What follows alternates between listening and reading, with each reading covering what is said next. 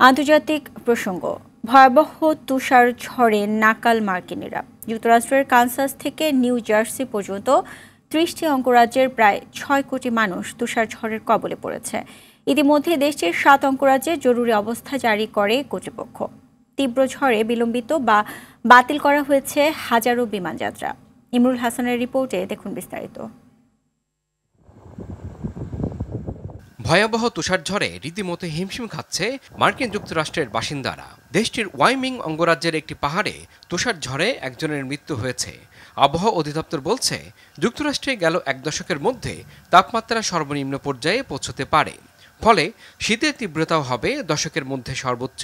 এক দশকের সবচেয়ে ভারী তুষারপাতের সম্ভাবনা দেখা দিয়েছে এ দুর্যোগে। তুষারঝড় এখন মধ্য আটলান্টিকের দিকে এগোচ্ছে। সোমবার ওয়াশিংটনে ভারী তুষারপাতের পূর্বাভাস দেওয়া হয়েছে।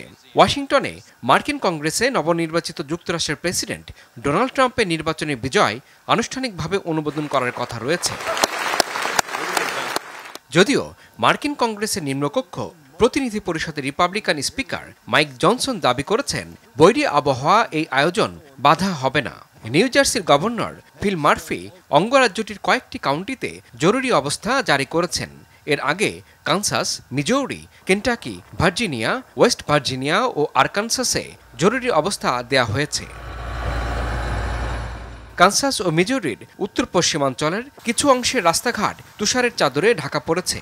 জাতীয় আবহাওয়া পরিষেবা ওই অঞ্চলের মানুষদের ভ্রমণ এড়িয়ে চলার পরামর্শ দিয়েছে। দক্ষিণের ওহাইও থেকে ওয়াশিংটন পর্যন্ত ১৫ থেকে ৩০ সেন্টিমিটার তুষারপাতের আশঙ্কা করা হচ্ছে। সিনসিনাটি, ওয়াশিংটন, ফিলাডেলফিয়ায় তুষারঝড়ের কারণে কয়েকশো শিক্ষা প্রতিষ্ঠান বন্ধ ঘোষণা করেছে কর্তৃপক্ষ। আর উড়োজাহাজের ট্র্যাকিং ওয়েবসাইট বলছে, যুক্তরাষ্ট্রের প্রতিকূল আবহাওয়ার জেরে প্রায় ১৫০০ উড়োজাহাজের যাত্রা বাতিল করা হয়েছে।